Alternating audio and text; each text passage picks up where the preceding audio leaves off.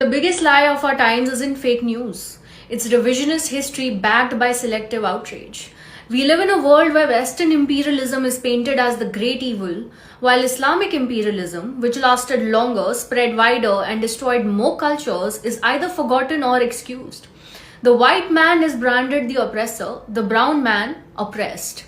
And we watch as Western liberals line up to protect causes that are Trojan horses to weaken their own democracy.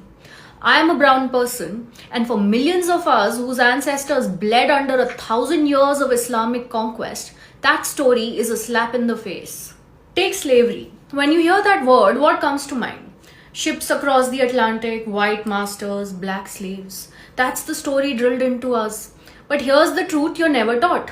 Another slave trade existed, longer, wider, often more brutal. From the 7th century onwards, Arab Islamic empires enslaved 17 to 20 million people over 12 centuries. Not just Africans, but Hindus, Persians, Armenians, Greeks, Slavs, Turkic tribes. Women were trafficked in staggering numbers. Arab traders preferred 3 female slaves for every man, for harems, concubinage, and domestic work. Men, often castrated, half died from operations. That's why Arabia never developed large black descendant populations. Not by chance, by design. But let's hear it from the Muslim world's most celebrated medieval traveler, Ibn Battuta, who wrote about it himself. In Mali, he saw caravans of 600 enslaved women bound for Morocco. In Anatolia, Christian girls sold in markets.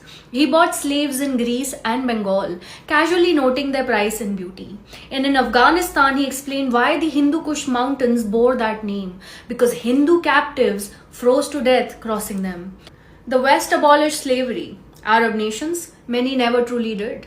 Today, 1.7 million people remain enslaved across Arab states, from bonded labor to forced marriages. The kafala system still chains migrant workers in modern servitude. And just last year, Yazidi teenager Fawzia was rescued from Gaza, raped, tortured, enslaved by ISIS in childhood, and sold to a Palestinian family who kept her caged. Her story barely made the headlines. This is the hypocrisy.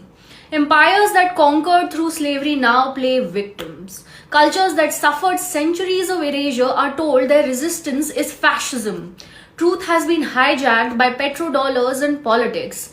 So ask yourself, why are some slave trades remembered and others erased?